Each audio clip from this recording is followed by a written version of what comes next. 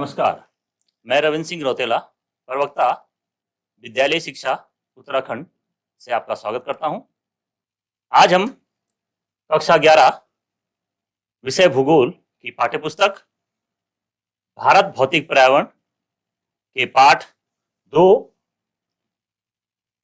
संरचना तथा भू आकृति विज्ञान भाग 2 पर चर्चा करेंगे।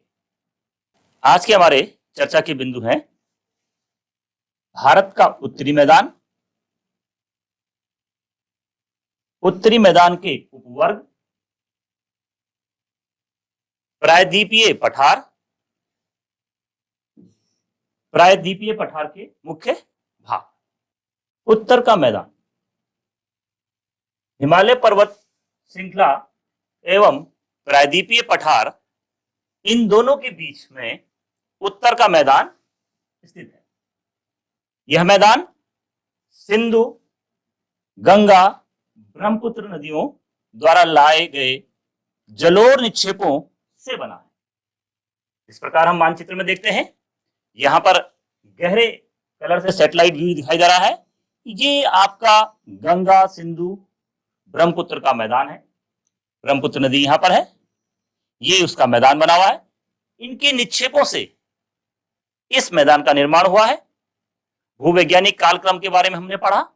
हम जानते हैं कि दक्षिण एवं उत्तर की नदियां, कुछ नदियां यहां से दक्षिण में चंबल, बेताब आदि नदियां यहां से बहाकर अपने निक्षेपों को यहां पर डालती है और यहां हिमालय पर्वत से लाए हुए मलबे को, लाए हुए अवसादों को, जिस प्रकार से यमुना, गंगा, इधर सतलुज नदी है, इधर सिंधु नदियां हैं, उसकी सहायक नदियों के द्वारा लाए हुए जलोढ़ निक्षेप से इस मैदान का निर्माण हुआ है। जलोढ़ निक्षेप की अधिकतम गहराई लगभग 1000 से 2000 मीटर है। अर्थात कहीं पर इस मैदान की गहराई जो है, जो निक्षेप है जलोढ़, वह 1000 मीटर तक है और कहीं कहीं पर यह 2000 मीटर तक है। यह नदियों द्वारा लाए हुए निक्षेपों से पाट के भरा बना हुआ है मैदान है। यह मैदान काफी विस्तृत और विशाल है, जैसा यहाँ पर दिखाया गया है। इसको जलोढ़ मैदान बोलते हैं। इसीलिए यह मैदान पश्चिम से पूर्व, यानी आपके मानचित्र में देखिए, ये पश्चिम से सिंधु नदी जो यहां पर आ रही है, इस यहां से लेकर और ब्रह्मपुत्र के क्षेत्र तक लगभग 3200 किलोमीटर लंबा है तथा इसकी औसत चौड़ाई 150 किलोमीटर से 300 किलोमीटर तक है। अर्थात कहीं पर यह ज्यादा चौड़ा है, जैसे यहां पर दिखाया जा रहा है उत्तर प्रदेश, बिहार, पश्चिम बंगाल वाले क्षेत्र में, और कहीं पर यह सकरा भी, हरियाणा, दिल्ली के आसपास का जो क्षेत्र है। उत्तर के दक्षिण में इन मैदानों को 3 भागों में बांटा गया है: भाबर, तराई और जलोढ़ का मैदान। हम अगर इस मैदान की अध्ययन करें, चर्चा करें, तो हम देखें कि हिमालय की गिरिपदों से, यानी शिवालिक श्रेणी के गिरिपदों के बाद यह मैदान पठार के बीच में निर्मित है। इसको 3 भागों में बांटा। सबसे पहले हम देखते हैं भाबर के बारे में। यह शिवालिक गिरिपदों के समानांतर 10 किलोमीटर, लगभग 8 से 10 किलोमीटर चौड़ा है। जैसे कि यहां मानचित्र में आपको दिखाया जा रहा है, सैटेलाइट व्यू देखिएगा, ये आपकी शिवालिक श्रेणियां हैं जो काफी कटी फटी भी दिख रही है, कहीं कहीं पर टूटी भी दिख रही है। इसके गिरिपद अर्थात इसकी ढालों पे जहां से मैदान शुरू होता है, ये वाला क्षेत्र काफी लंबा ऐसे फैला हुआ पतला सकरा, यह क्षेत्र जो है भाबर क्षेत्र कहलाता है। यहां पर नदियां अपने साथ लाए हुए जलभार, गोलाश्म आदि बड़े पदार्थों को यहीं पर छोड़ना शुरू कर देती है, क्योंकि यहां पर प्रवणता और ढाल धीरे धीरे क्या होती है, कम होनी शुरू कर देती है। नदियां पर्वतों से नीचे उतरते समय शिवालिक की ढालों पर जलभार, बड़े सेल, गोलाश्म जमा कर देती है और कभी कभी यहां स्वयं इसमें लुप्त हो जाती है। अर्थात जो नदियां यहां पर आपको दिखाई दे रही है, जैसे ये गंगा नदी का क्षेत्र है, ये बड़ी नदियां हैं जो कि पर्वतों के इस पार आ रही हैं। छोटी मोटी नदियां जो यहाँ पर दिखाई दे रही हैं आपको, ये देखिए जिस प्रकार से दिखाया जा रहा है यहाँ पर, ये नदियां अपने साथ लाए हुए जो भार है, बड़े गोलाश में है, इनको अपने मुंह के आगे ही ढेर लगा देती है और नदियों का जल भूमिगत हो जाता है वहां से। जब भूमिगत होने से क्या होता है, ये वहां पर लुप्त हो जाती हैं। सिर्फ हमारे को इन भावर की पतली पट्टी में नदियां सूखी दिखाई देती, पथरीली दिखाई देती हैं, अर्थात पानी उनकी भूमिगत होकर नीचे नीचे ही निकल जाता है। ये ढाल में बसा हुआ मैदान है। यह क्षेत्र आपके लंबे क्षेत्र, यानी हम कहें यहां पर पंजाब, हिमाचल, उत्तराखंड से लेकर आपके असम तक ये क्षेत्र फैला हुआ है भावर का। उसके दक्षिण में तराई, तराई का क्षेत्र है। भावर के दक्षिण में तराई क्षेत्र है, जिसकी चौड़ाई 10 से 20 किलोमीटर है। भावर क्षेत्र की लुप्त नदियां इस प्रदेश में पुनः निकल आती हैं। इनकी निश्चित वाहिकाएं नहीं होती हैं। यह नम तथा दलदली क्षेत्र का निर्माण करती हैं। इस प्रकार से हमने देखा था कि यहां पर जो नदियां, छोटी मोटी नदियां यहां पर जो निकल रही हैं, भावर क्षेत्र में अपने ही द्वारा लाए हुए भार, जल भार गोलाश्म के अंदर क्या होती, भूमिगत होकर लुप्त हो जाती थी, वह इस तराई की क्षेत्र में, ये तराई का क्षेत्र भावर के नीचे, ये वाला क्षेत्र तराई का है, जो 10 से 20 किलोमीटर चौड़ा है। यहां पर ये नदियां पुनः ऊपर स्थल भाग में जाती हैं और इनकी अनेक वाहिकाएं, अनेक धाराओं में ये बढ़ जाती हैं, क्योंकि यहां पर आकर इनका ढाल मैदान के ढाल के समतल हो जाता है और जिस कारण यहां पर दलदली और नम क्षेत्र बन जाता है और यह क्षेत्र वनस्पतियों से भरा हुआ है। इस क्षेत्र को इसलिए तराई कहा जाता है। इसके दक्षिण में और गंगा की घाटियों में या गंगा के मैदानों में हमारे पास जलोढ़ मैदान मिलते हैं। इन मैदानों को आगे दो भागों में बांटा गया है, बांगर और खादर। जलोढ़ निक्षेप के मैदानों को हम दो भागों में पढ़ते हैं, अध्ययन करते हैं। बांगर, उत्तरी मैदान का सबसे विशाल भाग पुराने जलोढ़ का बना हुआ है। इस भाग को बांगर कहते हैं। यह नदियों के बाढ़ वाले मैदान के ऊपर स्थित है तथा वेदिका जैसी आकृति प्रदर्शित करता है, अर्थात यह जलोढ़ मैदानों का पुराना क्षेत्र है जो कभी बाढ़ का क्षेत्र होता था। पुराने भूवैज्ञानिक कालक्रम में बना हुआ यह मैदान है जो अब वेदिकाओं की तरह दिखता है। जिस प्रकार से नदियां कटाव के बाद पहाड़ी क्षेत्रों में वेदिकाएं छोड़ती हैं, उसी प्रकार मैदानों में भी निक्षेपित वेदिकाएं मिलती हैं, अर्थात वो क्षेत्र जो पुराना नदी का बाढ़ का मैदान था, वह क्षेत्र पुराना मैदान बांगर कहलाता है। खादर का मैदान, बाढ़ वाले मैदानों के नए तथा युवा निक्षेपों का खादर कहते हैं, अर्थात ये नए मैदान है जहां वर्तमान समय में नदियों के तटों के आसपास वाले क्षेत्रों में यह मैदान का निर्मित हुआ है। यह उपजाऊ मैदान है। उत्तर भारत के मैदान में बहने वाली विशाल नदियां अपने मुहाने पर विश्व के बड़े डेल्टा का निर्माण करती हैं, अर्थात खादर के मैदानों के जब नदियां समुद्र के मुहाने पर होती हैं, वहां पर डेल्टाओं का निर्माण करती हैं, वहां पर अनेक वाहिकाओं में नदियां बढ़ जाती हैं और अपने ही मुंह के आगे बहुत सारा जो लाया हुआ अवसाद है वो निक्षेपित करती हैं, जिससे वो अनेक धाराओं में बढ़ जाती हैं और वहां पर डेल्टा का निर्माण हुआ है। जिस प्रकार से भारत में गंगा ब्रह्मपुत्र का डेल्टा है, वह सुंदरवन डेल्टा विश्व का सबसे बड़ा डेल्टा है, वह भी इसी का एक उदाहरण है। प्रायद्वीपीय पठार, हम भारत की एक भू आकृति पर चर्चा करते हैं।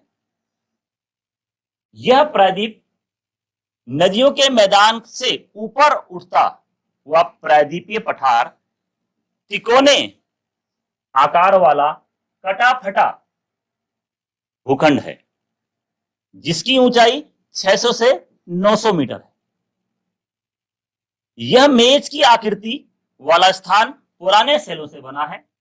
हम मानचित्र में देखते हैं कि प्रायद्वीपीय पठार जो ये क्षेत्र दिखाई दे रहा है, ये आपको गहरे भूरे कलर में और हल्के भूरे कलर में दिख रहा होगा। ये कटा फटा क्षेत्र जो है प्रायद्वीपीय पठार का क्षेत्र है। यह मेज की आकृति अर्थात नदियां जो यह मैदानी क्षेत्र है इससे थोड़ा ऊंचा उठा हुआ क्षेत्र है। जिस प्रकार से मेज में जो समतल होता है उससे थोड़ा सा ऊपर उठे होते हैं, उसी प्रकार से ये टेबल की टॉप की तरह ऊपर रखी हुई चीजों की तरह दिखाई देता है। यह क्षेत्र 600 से 900 मीटर ऊंचा है, अर्थात समुद्र तल से ये इतना ऊंचा है और नदी घाटियों से भी जो मैदानी क्षेत्र है उससे भी यह क्षेत्र थोड़ा ऊंचा उठा हुआ है। यह पुरानी सेलों से बना है। अगर हमने जिस प्रकार से चर्चा करी थी पूर्व में कि भूवैज्ञानिक काल क्रम जो हमने पढ़ा था उसमें यह क्षेत्र सबसे प्राचीन क्षेत्र है। आज से 50 करोड़ वर्ष पूर्व कैम्ब्रियन युग में इस क्षेत्र की चट्टानों का निर्माण हुआ। यह प्राचीनतम भूभाग का हिस्सा है। इसीलिए हम देखा कि यह जो क्षेत्र है यह भारत की अन्य भू आकृतियों से, जिसमें उत्तरी मैदान और हिमालय पर्वत, इससे पूर्व इसका निर्माण हुआ है। हम पूर्व में यह चर्चा कर चुके हैं कि 6-7 करोड़ वर्ष पूर्व हिमालय का निर्माण शुरू हुआ और उसके निर्माण के बाद अंतिम चरण में जब हिमालय का निर्माण हो रहा था इस मैदान भाग का निर्माण हुआ। साथ ये उससे पूर्व का बना हुआ क्षेत्र, इसीलिए इसको प्राचीन कठोर सेलों से बना हुआ क्षेत्र है प्रायद्वीपीय पठार। उत्तर पश्चिम दिल्ली कटक अरावली विस्तार, यह अरावली पर्वत है, और पूर्व में राजमहल की पहाड़ियां, यहां पर राजमहल की पहाड़ियां हैं। पश्चिम में गिर पहाड़ियां, यह पश्चिम में गिर की पहाड़ियां गुजरात में दिखाई दे रही हैं, और दक्षिण में इलायची की पहाड़ियां, कार्डमम हिल्स भी बोलते हैं, यह दक्षिणी क्षेत्र है। यहां पर इलायची की पहाड़ियां, अन्नामलाई की पहाड़ियां प्रायद्वीपीय पठार की सीमा निर्धारित करती हैं। अर्थात ये यहां से लेकर पूरा ये जो क्षेत्र है ये प्रायद्वीपीय पठार का क्षेत्र है। यह भू आकृति प्रायद्वीपीय पठार की है। उत्तर पूर्व में शिलोंग तथा कार्बी एंगलोंग पठार भी इसी भूखंड का विस्तार है। अर्थात पूर्व में यहां देखेंगे आप, यह क्षेत्र मेघालय और असम के कार्बी एंगलोंग क्षेत्र जो पठार का है, यह क्षेत्र भी इस पठारी क्षेत्र का एक भाग है, जो कि हिमालय निर्माण की प्रक्रिया के समय, जिस समय हिमालय निर्माण हो रहा था, अर्थात भारतीय प्लेट दक्षिण गोलार्ध से उत्तर गोलार्ध की ओर खसक रही थी और भारतीय प्लेट जिस समय यूरेशियाई प्लेट से टकरा रही थी, उसी दौरान यहां पर भ्रंश पड़ने से यह प्लेट दो भागों में बटी, यह क्षेत्र दो भागों में बट गया, पठारी क्षेत्र, इधर प्रायद्वीपीय पठार और इधर मेघालय और कार्बी एंगलोंग का पठार, और बीच में यह भ्रंश पड़ गए, इसको मालदा भ्रंश के नाम से जाना जाता है।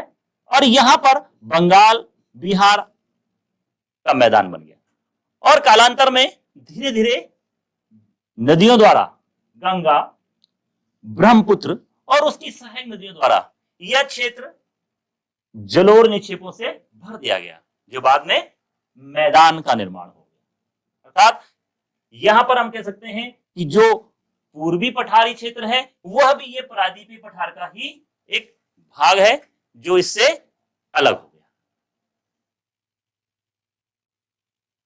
प्रायद्वीपीय पठार के अनेक पठारों से मिलकर बना है, जैसे हजारीबाग का पठार यहां पर है, पलायू का पठार, रांची का पठार, मालवा का पठार,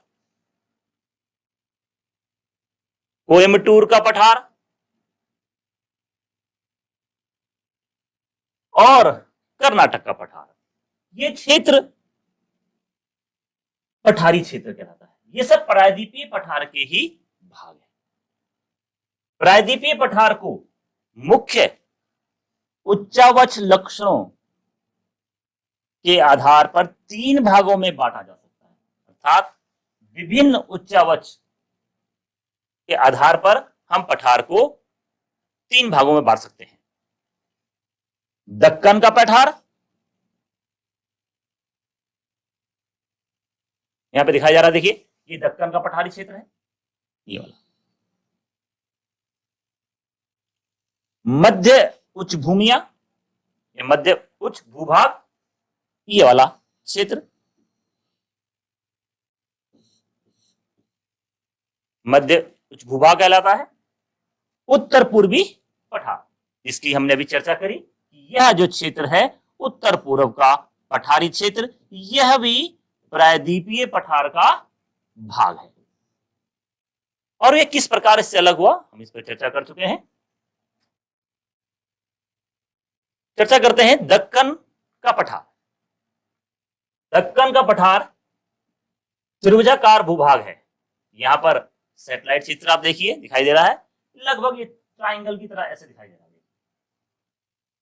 इस प्रकार से बना हुआ क्षेत्र है। यहां पर हल्का भूरे रंग में ये क्षेत्र दिखाई दे रहा है आपको। हरा हरा क्षेत्र जो है वो वनस्पतियों का दिखाई दे रहा है। इसके पश्चिम में पश्चिमी घाट, देखिए यहां पर पश्चिम में हरा हरा क्षेत्र जो यहाँ पे काफी गाढ़े रंग से दिखाई दे रहा है, ये पश्चिमी घाट की पहाड़ियां हैं। और पूर्व में पूर्वी घाट, ये देखिए यहां पर पूर्वी घाट की पहाड़ियां जो काफी कटी फटी हैं।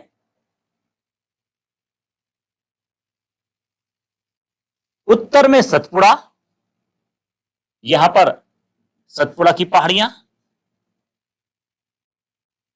मैकाल और महादेव की पहाड़ियां, मैकाल महादेव की पहाड़ियां, इस प्रकार से ये पहाड़ियां लगभग दक्कन पठार की सीमा को बनाती हैं। दक्कन का पठार पश्चिम में ऊंचा है और पूर्व की ओर ढाल वाला है। इस प्रकार से हम देखें, ये पश्चिमी घाट की जो पहाड़ियां हैं ये काफी ऊंची हैं, और जैसे जैसे हम पूर्व की ओर जाएंगे तो हमें यहाँ पर ढाल मिलेगा, अर्थात इधर से ढाल इस तरफ है। पूर्वी घाट की पहाड़ियां कम ऊंची हैं और यह पठारी क्षेत्र काफी फटा फटा अवितरित है, इसका अपर्दन हो रखा है। ज्यादातर जो नदियां हैं दक्कन पठार की वह पश्चिमी घाट की पहाड़ियों से निकलती हैं और पूरब की ओर बह रही हैं, क्योंकि ढाल क्या है, पश्चिमी घाट से पूरब की ओर है। इस प्रकार से गोदावरी नदी, कृष्णा नदी, कावेरी नदी, जिनका ढाल क्या है, पूर्व की ओर है, यानी बंगाल की खाड़ी की ओर। और ये पश्चिमी घाट की पहाड़ियां हैं, इन्हें सह्याद्री भी कहते हैं महाराष्ट्र में। दक्षिण में नीलगिरी, अन्नामलाई, इलायची की पहाड़ियों के नाम से भी यह पश्चिमी घाट की पहाड़ियां जानी जाती है। पूर्वी घाट में यहां पर नन्नामलाई की पहाड़ियां, जावेदा, पालकोंडा, यहां पर महेंद्रगिरी आदि पहाड़ियां भी इसमें सम्मिलित है। पश्चिमी घाट पूर्वी घाट की तुलना में ऊंचा है और अविरत है। इसकी औसत ऊंचाई 1500 मीटर है। यह सतत श्रृंखला है। इन्हें केवल दर्रों के द्वारा ही पार किया जा सकता है। जिस प्रकार से हमने चर्चा करी कि पश्चिमी घाट की जो यहां पर पहाड़ियां हैं ये ऊंची हैं और इनकी औसत ऊंचाई 1500 मीटर है, और इन्हें दर्रों, अर्थात दर्रा मतलब पहाड़ी और पर्वतीय क्षेत्रों में बने हुए प्राकृतिक रास्ते, इस प्रकार से यहां पर दिखाई दे रहा है आपको। ये यहां पर भी है दर्रा। थाल घाट, भोर घाट, पाल घाट आदि यहां पर पश्चिमी घाट में दर्रे हैं, जिनके द्वारा, जिनके रास्ते से हम पश्चिमी घाट को पार कर पश्चिमी तटीय मैदान की ओर जाते हैं। पश्चिमी घाट की पहाड़ियां उत्तर से दक्षिण की ओर बढ़ती रहती है, मतलब इनकी ऊंचाई क्या है, यहां कम है, और जैसे जैसे हम दक्षिण की ओर आएंगे, नीलगिरी, इलायची की पहाड़ियां, नन्नामलाई की पहाड़ियां, यहां पर इनकी ऊंचाई बढ़ती हुई जाती है। प्रायद्वीपीय पठार की सबसे ऊंची चोटी अनाईमुदी है। यहां पे देखिए, यह है अनाईमुदी पहाड़, यहां पे है अनाईमुदी पर्वत, जिसकी ऊंचाई 2695 मीटर है। यह अन्नामलाई की पहाड़ियों में स्थित है। दक्षिण का दूसरा सबसे ऊंचा पर्वत डोडा बेटा है, जो यहां पर नीलगिरी की पहाड़ियों में स्थित है। दक्षिण के पठार के पूर्वी सिरे पर पूर्वी घाट स्थित है। इस प्रकार से यहां पे देखिए, ये पूर्वी घाट है। यह महानदी गोदावरी, कृष्णा, कावेरी नदियों द्वारा अपर्दित है। जैसे यहां पर दिखाया जा रहा है, यह कृष्णा नदी आ रही है, गोदावरी नदी है, महानदी है, इनके द्वारा इसका अपर्दन किया गया है। यह कटा हुआ क्षेत्र है। पूर्वी और पश्चिमी घाट नीलगिरी पहाड़ियों के आसपास मिलते हैं। नीलगिरी की पहाड़ियां यहां पर हैं, नीलगिरी की पहाड़ियां, और ये नन्नामलाई की पहाड़ियां, और यहां पर ये नीलगिरी की पहाड़ियां लिखी हुई हैं, दिखाई दे रही होंगी मानचित्र में। दक्षिण में अन्नामलाई की पहाड़ियां हैं, ये यहां पर आकर लगभग ये मिल जाती हैं। यहां पर महेंद्रगिरी पर्वत श्रेणियां भी हैं। यहां की कुछ मुख्य श्रेणियां जावेदा की पहाड़ियां, पालकोंडा, नन्नावाला, ये दिखाया जा रहा है मानचित्र में, और महेंद्रगिरी की पहाड़ियां यहां पर स्थित है। पूर्वी घाट का सबसे ऊंचा पर्वत महेंद्रगिरी है, जो लगभग 1501 मीटर ऊंचा है। मध्य उच्च भूभाग, यह मध्य उच्च भूभाग, ये वाला क्षेत्र, यह भी प्रायद्वीपीय पठार का भाग है। पश्चिम में अरावली पहाड़ियां, अरावली की पहाड़ियां, तथा इसके दक्षिण में सतपुड़ा की पहाड़ियां, ये सतपुड़ा की पहाड़ियां हैं। इस भाग की सीमा बनाती हैं यह अवशिष्ट पर्वत है। यह क्षेत्र मध्य उच्च भूभाग का सीमांकन निर्धारण कर रहा है। अवशिष्ट माने यह प्राचीन पहाड़ियां, पर्वत श्रेणियां हैं जो काफी अपर्दन हो गया, जिनका समय के अनुसार यह काफी कट फट गई हैं, टूट फूट हो गई है इनकी, यह अपर्दित हो गई हैं, इनके अवशिष्ट बचे हुए हैं। इस प्रकार इन्हें अवशिष्ट पर्वत कहा जाता है। प्रायद्वीपीय पठार के इस भाग का विस्तार जैसलमेर तक है, जहां रेत के टिब्बों से यह ढके हुए। ये देखिए, ये वाला क्षेत्र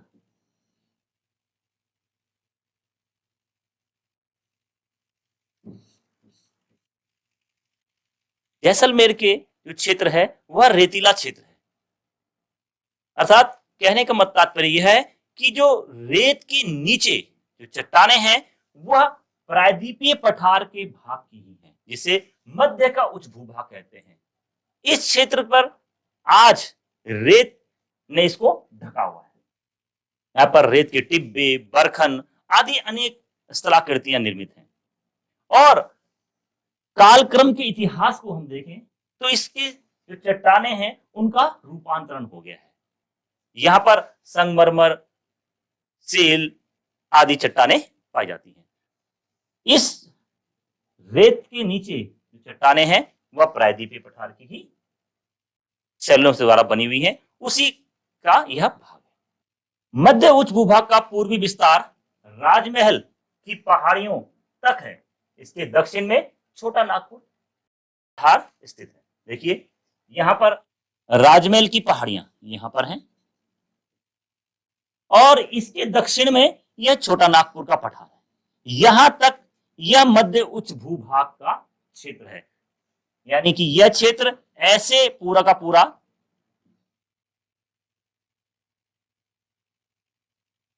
मध्य उच्च भूभाग का क्षेत्र है। और छोटा नागपुर का पठार जो खनिजों के लिए प्रसिद्ध है। भारत में बहुमूल्य और अधिकतर खनिज छोटा नागपुर पठार के में पाए जाते हैं। यह मानचित्र द्वारा स्पष्ट हो रहा है। उत्तर पूर्वी पठार, प्रायद्वीपीय पठार का तीसरा भाग उत्तर पूर्वी पठार है, जो हम सैटेलाइट चित्र के द्वारा देखते हैं, यहाँ पे स्पष्ट करते हैं। ये देखिए, ये अभी हमने जिसकी चर्चा करी, राजमहल की पहाड़ियां, यहां पर छोटा नागपुर का पठार, और हम इसकी चर्चा कर चुके हैं कि यह क्षेत्र, देखिए जो पठारी दिखाई दे रहा है आपको, ये वाला, ये उत्तर पूर्वी पठारी क्षेत्र है, जो कि मेघालय का क्षेत्र आता है। यह क्षेत्र हिमालय की उत्पत्ति के समय राजमहल की पहाड़ियों और मेघालय के पठार के बीच भ्रंश बनने से अलग हुआ। जैसे हमने पूर्व चर्चा करी कि यह क्षेत्र यहां से यह क्षेत्र पठारी है, और यह क्षेत्र यहां पर भ्रंश पड़ने से अलग हो गया। इसको मालदा भ्रंश भी कहते हैं, बताया था पूर्व में, हमने चर्चा करी। यार नदियों द्वारा देखिए, ये ब्रह्मपुत्र नदी यहां पर आ रही है, ये गंगा नदी और उसकी सहायक नदियों द्वारा लाए हुए निक्षेपों से ये जो भ्रंश घाटी थी, यह भरकर आज मैदानी क्षेत्र बन गया है। और ये जो पूर्वी क्षेत्र पठार का, मेघालय का पठार है, वह इससे अलग हो गया। इस समय इंडियन प्लेट उत्तर की ओर खिसक रही।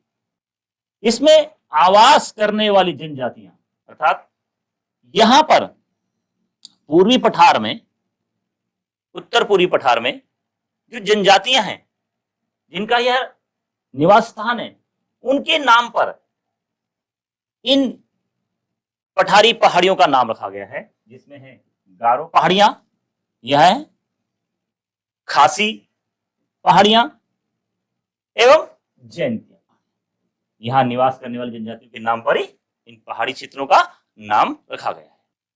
तो हमने आज भारत के दो भू आकृतिक क्षेत्रों पर चर्चा करी। उससे संबंधित यहां पर मूल्यांकन प्रश्न है। उत्तर का मैदान किन नदियों के निक्षेप से बना है?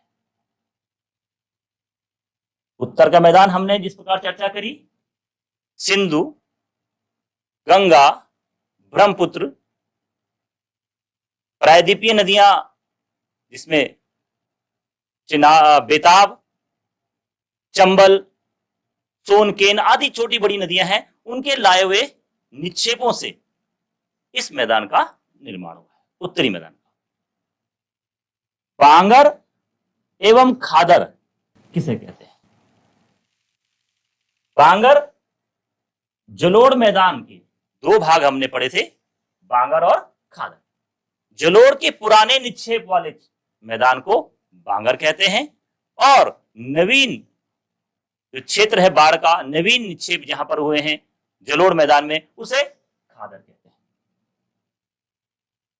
दक्कन ट्रैप के नाम से किसे जाना जाता है? प्रायद्वीपीय पठार के दक्षिण क्षेत्र है दक्कन का पठार, जिसमें पश्चिमी घाट, पूर्वी घाट, नलवा की पहाड़ियां, इस प्रकार से हमने जो वहां पे पहाड़ी पर्वत और पहाड़ियां पड़ी, वह क्षेत्र दक्कन ट्रैप के नाम से जाना जाता है, जिसे दक्कन का पठार कहते हैं।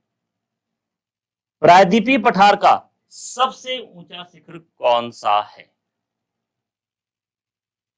प्रायद्वीपीय पठार में सबसे ऊंचा शिखर अनाईमुदी है, जो 2695 मीटर ऊंचा है। यह अन्नामलाई की पहाड़ियों में स्थित है। आपके लिए गृह कार्य, उत्तर के मैदान में बहने वाली प्रमुख नदियों की सूची बनाइए। उत्तरी मैदान जिसकी हमने चर्चा करी, उसमें कौन कौन सी प्रमुख नदियां हैं जिनके द्वारा यह मैदान निर्मित हुआ है? आप तमाम उन नदियों के नाम बनाइए जिनके द्वारा यह मैदान, या उनकी सहायक नदियों के द्वारा यह मैदान निर्मित हुआ है। पूर्वी घाट तथा पश्चिमी घाट में अंतर स्पष्ट कीजिए। भारत के रेखा मानचित्र पर निम्नलिखित श्रेणियों को दिखाइए। पर्वत श्रेणियां, पहाड़ियां हैं, इनको आपने दिखाना है। पश्चिमी घाट, सतपुड़ा, अरावली, महेंद्रगिरी, नीलगिरी की पहाड़ियां, इनको भारत के मानचित्र में दिखाइए। आज के चर्चा के बिंदु के हमारे जो संदर्भ रहे हैं, एनसीईआरटी कक्षा 9 एवं 11 की पाठ्यपुस्तक, इसरो भुवन एवं गूगल मैप द्वारा लिए गई सैटेलाइट चित्र। आज हमने भारत के भूआकृतिक क्षेत्रों पर चर्चा करी। धन्यवाद।